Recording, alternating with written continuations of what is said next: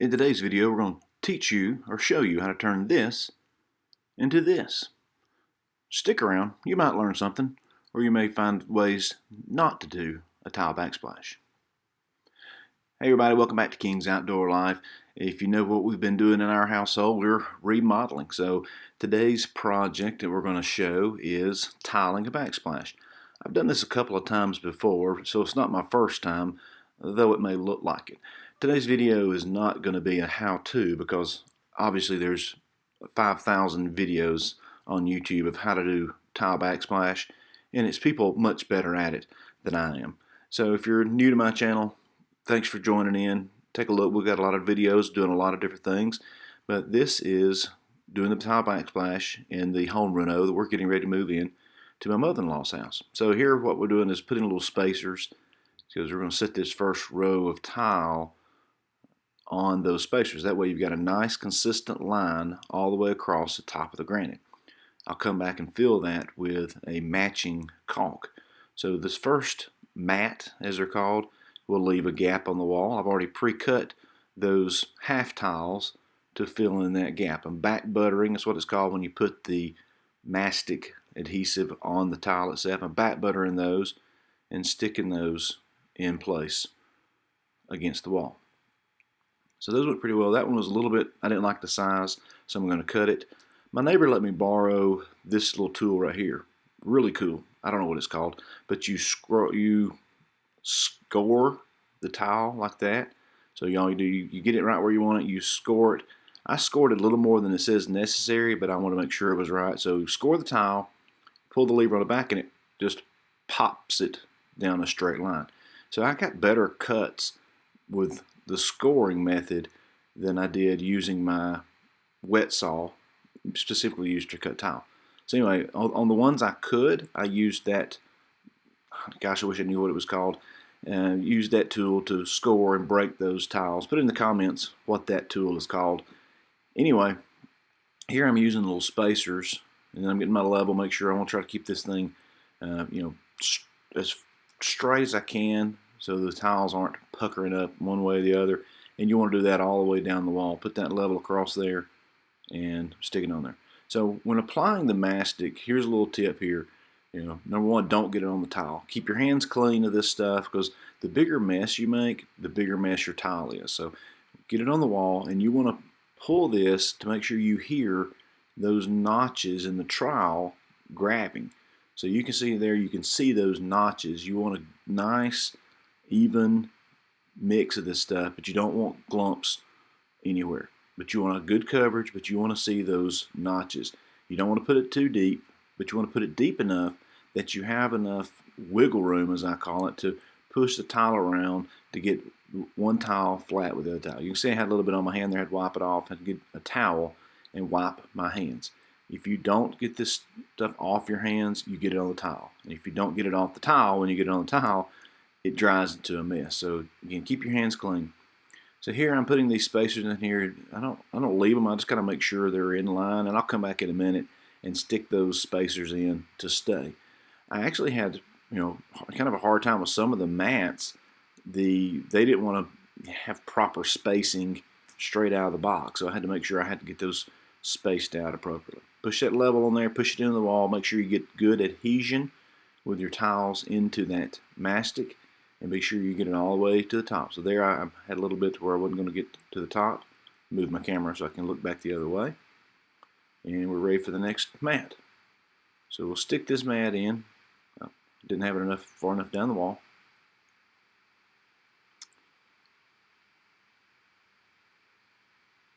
Again, you want to make sure you have good coverage. Not too much, not too little.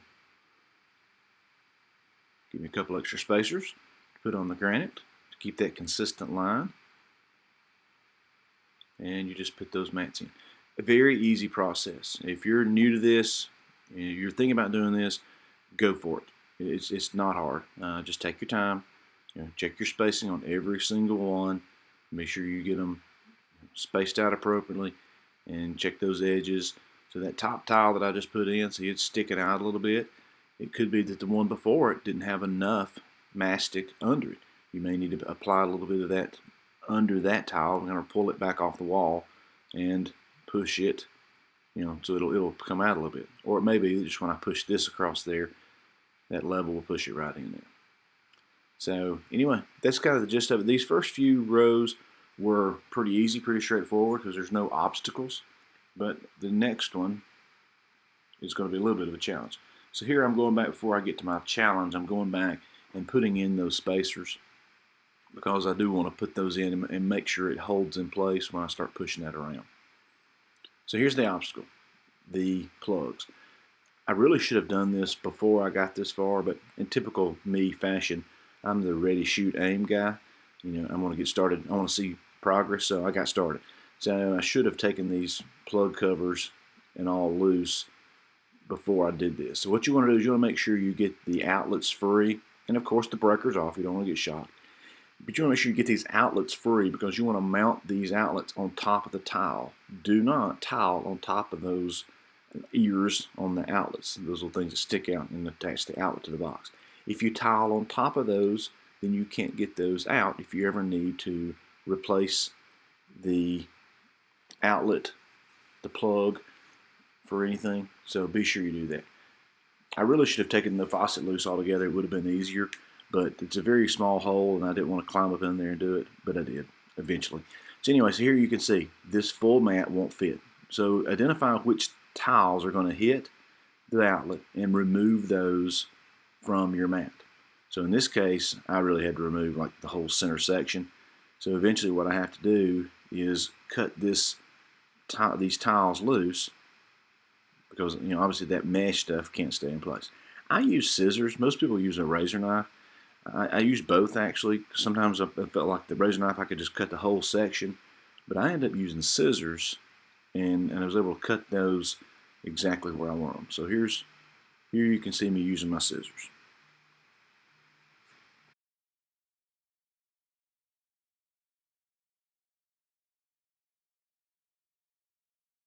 So once I get those that are impacted by the outlet cut off the mat, I'm able to stick the others in place. So I want to just make sure there it would actually go in place before I stuck it. And I went ahead and want to make sure I keep a good level line. Since the mat is now cut, it will not hold itself in any kind of level line. So I just put my level across there and mark it. And now I can come back in with my bastic and put it where that mat's got to go. So putting my spacers in place there, making sure my paper's covering the granite. And that's something I didn't mention. I put the paper down because I've only done this 2 or 3 times. But one thing I learned was it makes a mess. And that's one thing I learned by looking at other people's YouTube videos is put garbage bags or this paperwork or something down because inevitably you get stuff, grout when it's grout, this mastic. Mastic, I keep using that word, that's the adhesive. You can mix this as a mud, but you can see I have it in a bucket that's a pre-mixed. And when you're doing a small job like this, it's better just to get that pre-mixed because it's got the right consistency. And you can always put the lid on it, stick it in the refrigerator, and it'll keep for a while. If you can't do your entire job in one sitting, you can put the bucket in the refrigerator, and it'll last for the next time. But anyway, the paper does a good job of keeping everything off your granite. Granite's pretty easy to clean. You can just take a razor blade pretty much and scrape it off of it. But I don't like I don't like getting adhesive on a very expensive piece of granite if I can help it. So I put down the paper to keep all the junk, all the dust and everything. So when I finish, I can just roll up that paper and carry it to the garbage can. I ended up just cutting that bottom one off there because it was giving me trouble. Thought, you know what? I've got spacers. I've got my line at the top. I'm going to do this an easier way and just more like if it were not a mat at all. So that's what I did. Cut the backing off the mat and just put these tiles in as separate tiles, and we'll go from there.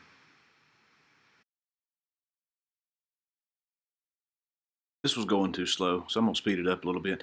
I'm doing the voiceover, I forgot to tell you, because that night I had other people in the house, and they were coming in and checking on my progress and wanted to talk, and they were talking in the background in the kitchen and in the living room, and there's no way I could stand the interruptions and talk my way through the video. I just decided early on I'll do a voiceover after the fact. So anyway, that's why I'm doing a voiceover. And when you're editing these videos at midnight, it makes your voice sound a little tired. So here I'm back buttering these tiles that are going around this area, around this plug. Basically you're just freehanding here in these tight areas around these plugs. So you want to make sure you put the spacers into place to keep all your spacing and lines straight. If you get off here, it'll make the next mat, really jacked up. So keep your lines up. That's why I put that level line across there. I can keep this one on that level line, but also keep those spacers in because you don't want that angle to turn and make a mess. So having to cut some of these small ones around this plug and be sure we get them just right in place.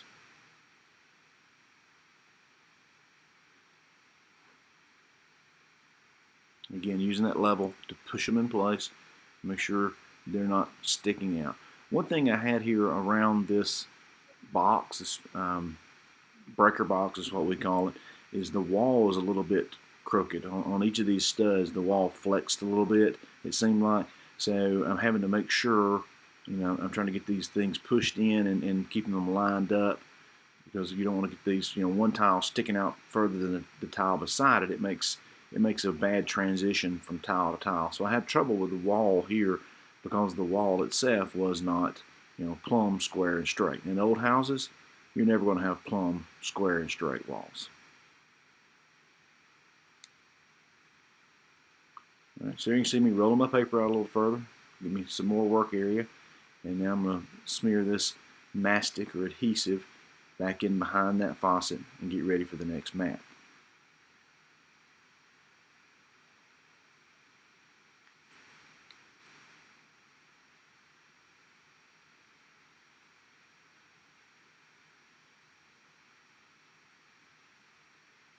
I couldn't get some on the mat there or on the wall where that mat would go, so I just put a little bit of back buttering on that mat.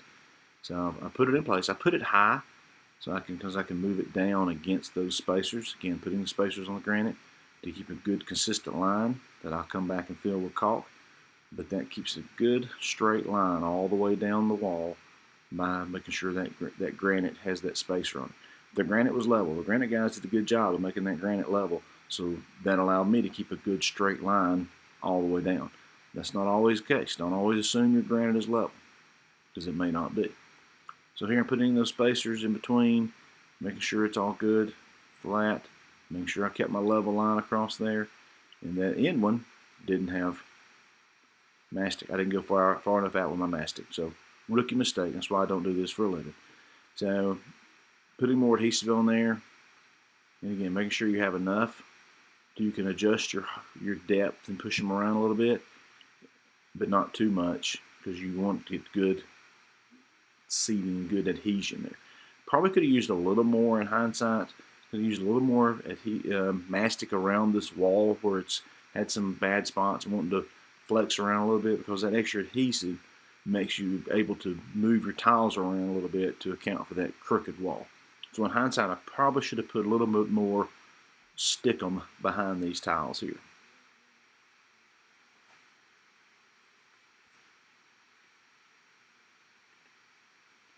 You really have to take your time around these plugs and in these small areas, because if you get off, it will show.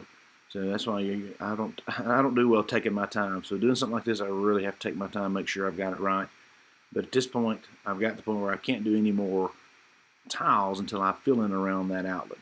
So it's time to go to the wet saw. You got to make sure you mark your tiles to get the exact cuts of where you want them, and then take it to the wet saw. Set your wet saw outside.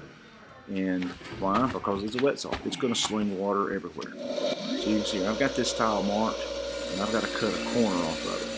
So I cut down this way to my mark, turn it, cut it up this way to my mark. You can see that corner popped off, and I'm ready to go stick it around my plug.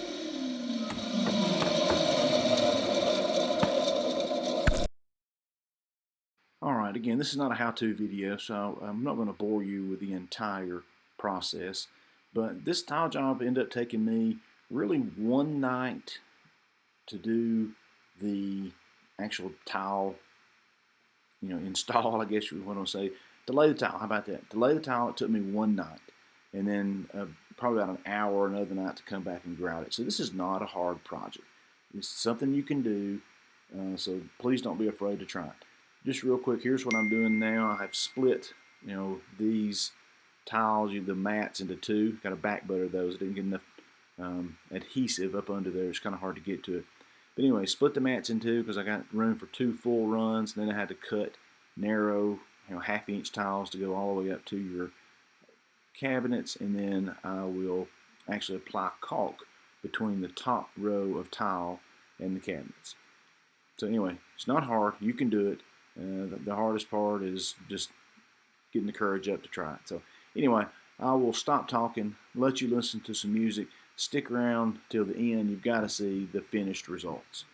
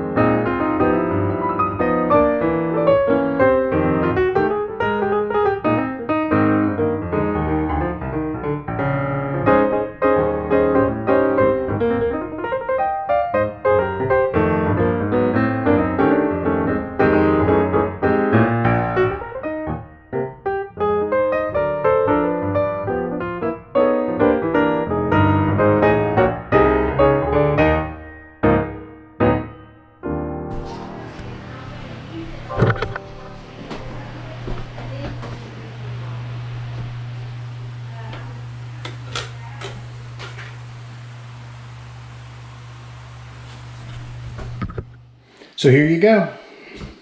Here's your finished project. Grouted.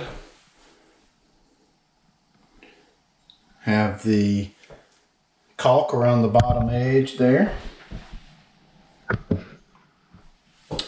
And we even have the faucet in. Got to put the panel cover on. But all this is done. Not bad, right? Love the sink, love the faucet. The sink has the drain with a little basket in it, a cover. Has the wire thing to keep stuff off the bottom of the sink. And look, even has a thing you can put over the sink to dry your dishes with. How about that? Pretty cool, right? All right, thanks for watching. Click like, subscribe, and share this video with a friend.